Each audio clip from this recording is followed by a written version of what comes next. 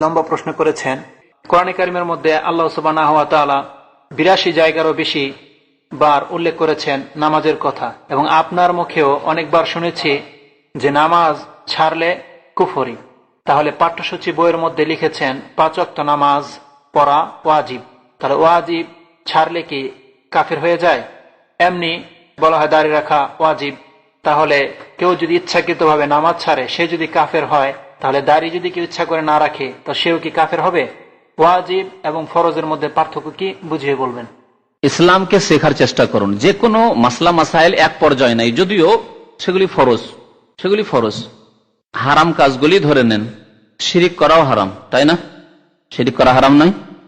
শিরিক করাও হারাম, আর চুরি করাও হারাম, ডাকাতি করাও হারাম, জেনা করাও হারাম, মদ খাওয়া হারাম, জুয়া খেলাও হারাম। সবগুলি সমান। একজন লোক জেনা করছে, আর একজন জুয়া খেলছে, শুধু দুটোই সমান। একজন মদ পান করেছে শুধু, আর একজন মদের ব্যবসা করছে, দুটোই সমান হয়ে গেল? অথচ একই কাজ তো, তারপরে সমান নয়। তাহলে কাবিরা গুনাহ, বড় গুনাহগুলি সবগুলি সমান নয়। ঠিক তেমনি ফরজ কাজগুলি সবগুলি সমান নয়।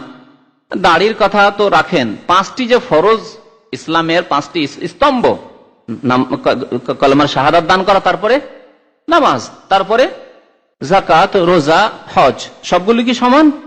মোটেই সমান নয়। সবগুলি সমান হলে তাহলে গরিব মানুষকে বলা হতো যে করতে হবে, সব 5টি কাজ করতে হবে। অথচ দরিদ্র মানুষ যার পয়সা নেই তার জন্য 3টি ফরজ। তারপরেও রোজা কেউ যদি ছেড়ে দেয়, হজ যদি করার শক্তি সামর্থ্য আছে তারপরে হজ করলো না, তাহলে সে কাফের হবে না। কোনো দলিল নেই কাফের হওয়ার। কিন্তু নামাজ ছেড়ে দিলে কাফের হওয়ার অসংখ্য দলিল আছে, অনেক দলিল আছে কোরআন এবং হাদিসে। বুঝতে পারছেন? নামাজও ফরজ আর রোজাও ফরজ, কিন্তু রোজা ছেড়ে দিলে কাফের হবে না। সে ফাসেক, যে জাহান্নামে যাওয়ার কাজ করছে, কিন্তু সে ফাসেক, পাপী। আর নামাজ ছেড়ে দিলে কুফরের কথা রয়েছে।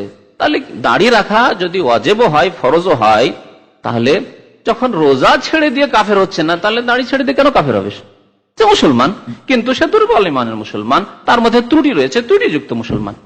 এখন কথা হচ্ছে যে ফরজ আর ওয়াজিবের তফাৎ। এই যে ফরজ ওয়াজিবের তফাৎ আমাদের মগজে ঢুকে রয়েছে, এই মগজ থেকে বের করার চেষ্টা করেন এবং বোঝার চেষ্টা করেন। অধিকাংশ আইম্মাদের নিকটে, ইমামদের নিকটে ফরজ এবং ওয়াজিব একই জিনিস। বিশেষ করে 4 মাযহাবের 4জন যে ইমাম রয়েছেন, ইমাম আবু হানিফা, শাফেঈ, মালিক, আহমদ, 3 ইমামের নিকটে ফরজ ওয়াজিব এক জিনিস। ফরজ আর ওয়াজিবে কোনো তফাৎ নেই। ফরজ মানে বাধ্যতামূলক করণীয়, আর ওয়াজিব মানে বাধ্যতামূলক করণীয়, করতেই হবে। আল্লাহ ফরজ করেছেন, আল্লাহ ওয়াজিব করেছেন, একই কথা।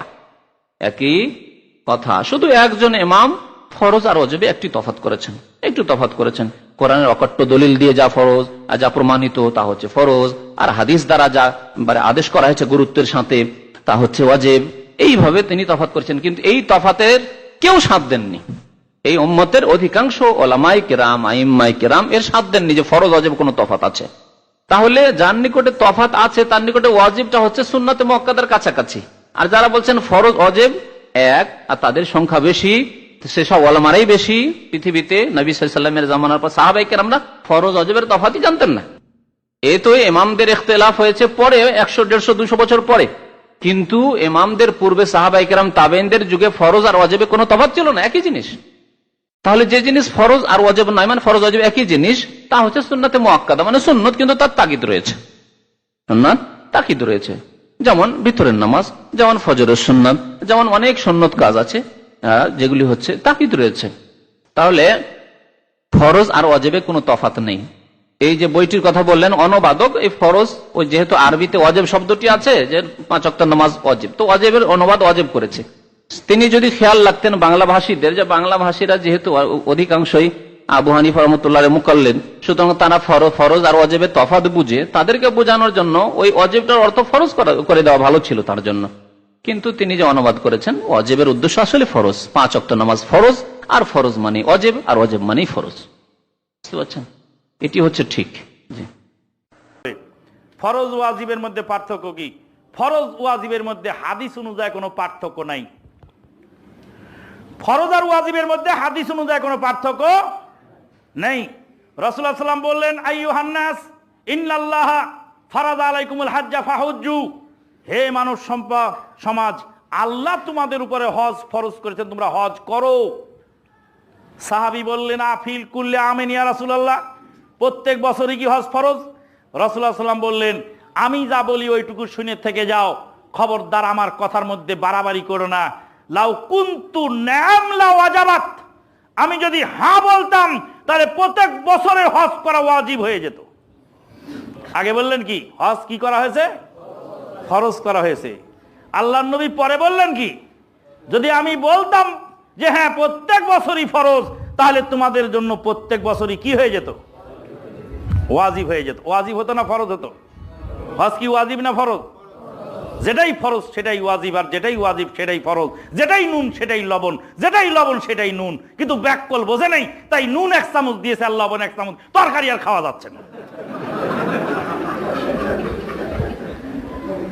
মুসনাদে পরবর্তী প্রশ্ন হচ্ছে, সুন্নাত আর নফলের মধ্যে পার্থক্য কি?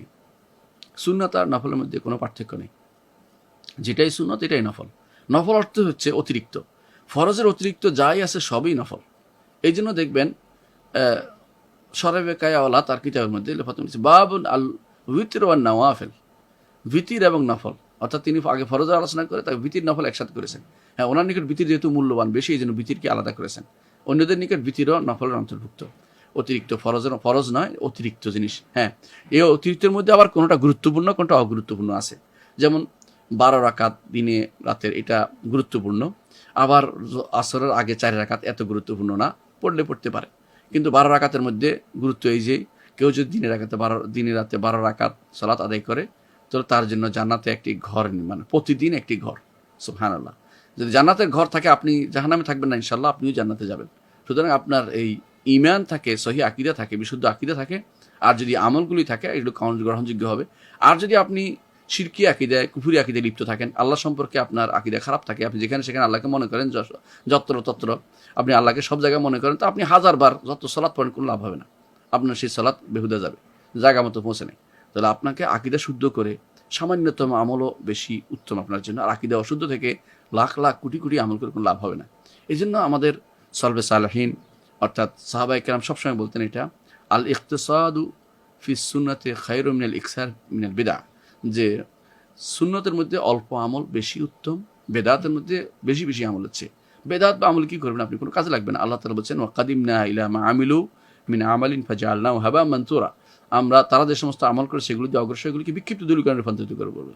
আবার আল্লাহ তাআলা বলছেন আমিলাতুন নাসিবাত তাসলা নারন হামিয়া, আমল করেছে কষ্ট পাবে, জাহান্নামে চলে যাবে। আবার বলেছেন আল্লাহ তাআলা যে তারা ওহম ইয়াহসাবুনা আন্নাহুম ইউহসিনুনা সুনআ, আপনি কি তাদেরকে দেখেছেন যারা নিজেদের সমস্ত আমল খুইয়ে বসেছে, অথচ তারা মনে করছে কত না ভালো কাজ করতেছে। অনেক মানুষ যারা এই যে ঘন্টার পর ঘন্টা দাঁড়িয়ে দাঁড়িয়ে দুরুদ পড়তেছে, মিলাদ পড়তেছে, এরা মনে করে কত না ভালো কাজ করতেছে। অনেকে কবরের কাছে জান দিয়ে ফেলতেছে কবরের জন্য, মিলাদের জন্য, অনেকে বেহুদা আকীদার জন্য, এই যে আল্লাহকে সর্বত্র সাব্যস্ত করার জন্য ব্যস্ত হয়ে পড়ছে, ফেসবুক গরম করে ফেলতেছে। এগুলি বেহুদা কাজ করতেছে, এগুলির কারণে আখিরাতে সে জবাবদিহি করতে হবে, কষ্ট পাবে। হ্যাঁ, তাসলা নারন হামিয়া, শেষ পর্যন্ত তার পরিণাম নির্ধারিত হবে, আল্লাহ তাআলা নির্ধারণ করে দেবেন কোথায় যাবে। তাহলে বুঝা যাচ্ছেন যে বেদাতের ভিতরে সময় দেওয়া যাবে না, বেদাতের মধ্যে সময় দেওয়া যাবে না, সুন্নতের জন্য সময় দিতে হবে। আর সুন্নাহ নফল মধ্যে সাধারণত মানুষ যেটা এই জন্য বলা হয়, যেটা খুব বেশি গুরুত্বপূর্ণ, এটাকে তারা রাতে বা সুন্নত বলে বা সুন্নাহ মুআক্কাদা বলে। আর যেটা সাধারণ নফল, যেটা ইচ্ছা করলে পড়লো, একটা যে কোনো 2 রাকাত সালাত, যে কোনো সময়, তো জোহর আসরের আগে 2 রাকাত সালাত, আসর রাকাত সালাত পড়ে অনেকে, আবার অনেকে রাতে এশার পরে 2 রাকাত পড়ে নফল, অথবা মাগরিবের পরে বিভিন্ন, অনেকে এশা থেকে মাগরিব এবং এশার মাঝখানে সময়টুকু সালাত আদায় করে। এগুলো জায়েজ আছে, কোনো সমস্যা নেই। কিন্তু নির্ধারণ এগুলোকে আউয়াবিন নাম দেওয়া জায়েজ নেই। আউয়াবিন হচ্ছে সালাতুদ দুহা, এটা হাদিস দ্বারা সাব্যস্ত হয়েছে। তো ওইটা আউয়াবিন না হয়ে যদি কেউ সালাত আদায় করে, নিষিদ্ধ না আমভাবে, এটা নফল হবে। তো নফল হচ্ছে যেগুলো আপনি যে কোনো সময় আদায় করতে পারেন, এটা পরিভাষাগত পার্থক্য। মৌলিকভাবে এগুলি ফরজের বিপরীতে, কোনো পার্থক্য নেই। সুন্নাত এবং নফলের ভিতরে ফরজের বিপরীতে সবগুলি অতিরিক্ত, কিন্তু তার মধ্যে কিছুটা গুরুত্বপূর্ণ আছে, কোনোটা একটু বেশি গুরুত্বপূর্ণ নয়, এরকম আছে। যেগুলি বেশি গুরুত্বপূর্ণ এগুলিকে আলেমরা সাধারণত সুন্নাহ বলতে অভ্যস্ত, আর যেগুলি বেশি গুরুত্বপূর্ণ না এগুলি আলেমরা নফল বলতে অভ্যস্ত। এটা শুধু অভ্যস্তর কারণ এবং পরিভাষাগত পার্থক্য। মৌলিকভাবে এগুলির মধ্যে কোনো পার্থক্য নেই, এগুলি সবই হচ্ছে অতিরিক্ত, অর্থাৎ ফরজের অতিরিক্ত। এগুলি না করলে সেগুলির জন্য আল্লাহ পাকড়াও করবেন না, কিন্তু অনেক সওয়াব থেকে আপনি মাহরুম হয়ে যাবেন, অনেক সওয়াব থেকে আপনি মাহরুম হয়ে যাবেন, যেটা আপনি হাশরের মাঠে একটি সওয়াবের জন্য আপনি দাঁড়ে দাঁড়ে ঘুরে বেড়াতে হবে, কিন্তু এটা যখন আপনার অনেক কাজ দেবে। এই জন্য বিষয়গুলোতে গুরুত্ব দিয়ে আদায় করা। মাকরু মানে ঘৃণিত। আল্লাহ যেটাকে ঘৃণা করেছেন, রাসূল সাল্লাল্লাহু আলাইহি ওয়াসাল্লাম ঘৃণা করেছেন, সেটা হচ্ছে মাকরু। এই জন্য শিরকেও মাকরু বলা হয়েছে। কুল্লু যালিকা কানা সাইয়্যুহু ইনদা রাব্বিকা মাকরুহা। সূরা বনী ইসরাঈল আল্লাহ বলছেন যে এই সমস্ত পাপগুলি কবিরা কবিরা গুনাহ, আর মধ্যে শিরকও আছে, এগুলি সব হচ্ছে মাকরুহ। তো মাকরুহ মানে কি? করা যেতে পারে না। জর্দা যেমন মাকরুহ, খাবো, তাই না? না না না না, মাকরুহ মানে আল্লাহ ঘৃণা করেছেন, ঘৃণিত, রাসূল ঘৃণা করেছেন, সুতরাং আপনি বর্জন করবেন, ছেড়ে দিবেন। জি হ্যাঁ, সেটা ফিকার ভাষা মাকরুহ তাহরিমি মানে হারাম না জায়েজ, ভাষাটা একটু হালকা কিন্তু আসলে হারাম সেটা। আর মাকরুহ তানজিম মানে সেটা আসলে অপছন্দনীয় একটু, সেটা আদবের জিনিস, আসলে হারাম না জায়েজ নয় কিন্তু আদবের জিনিস। যেমন দাঁড়িয়ে পান করা, দাঁড়িয়ে পান করা মাকরুহ, কিন্তু মাকরুহ তাহরিম না, তানজিম মানে অপছন্দনীয় বা অনুত্তম। অনুত্তম তো এরকম কিছু জিনিস আছে যেটা অনুত্তম, যেখানে টুপি ছাড়া চললে অভদ্র লাগে। আমাদের দেশের আলেম সমাজ টুপি ছাড়া চললে অভদ্র লাগে না? লাগে না? টুপি ছাড়া খুতবা পড়তে দেবে আমাদের দেশে? টুপি ছাড়া নামাজ পড়াইতে দেবে না? দাড়ি তো ফরজ, দাড়ি ফরজ, দাড়ির কথা বাদ দেন, দাড়ি ফরজ, সে ইমাম হোক আর জনগণ সবার জন্য ফরজ, ওয়াজিব। কিন্তু টুপিটা আমাদের দেশে যেহেতু ইসলামিক সাজ মনে করা হচ্ছে, বিনা টুপিতে কেউ যদি নামাজ পড়ায় তাহলে এটাকে বলবো যে অপছন্দনীয়, অনুত্তম কাজ করে, লোকেরা ঘৃণা করছে। এই কেমন এমাম এটা, কেমন এটা হুজুর যে মাথায় একটা টুপি নেই, ঠিক না? তো এগুলিকে মাকরুহ বলা যাবে, কিন্তু হারাম নয়। বিনা টুপিতে কোনো হারাম নয়, না জায়েজ নয়। প্যান্ট শার্ট পরা আমার জন্য মাকরুহ, কারণ লোকেরা খারাপ বলবে সেই জন্য। হ্যাঁ, আপনাদের জন্য জায়েজ, আমার জন্য মাকরুহ মানে ঘৃণিত, কিন্তু শরীয়তে আমার জন্য জায়েজ। শরীয়ত আমার কাছে হারাম নয়, জায়েজ, কিন্তু আমার জন্য এটা শোভা পায় না যে আমি প্যান্ট শার্ট পরবো। কথা বুঝতে পেরেছেন না? জি, তো এই ধরনের কিছু জিনিস আছে যেগুলো এমনি অপছন্দনীয়, আদবের কাজ, হ্যাঁ, শিষ্টাচার, কিন্তু সেগুলি শরীয়তে হারাম না জায়েজ নয়।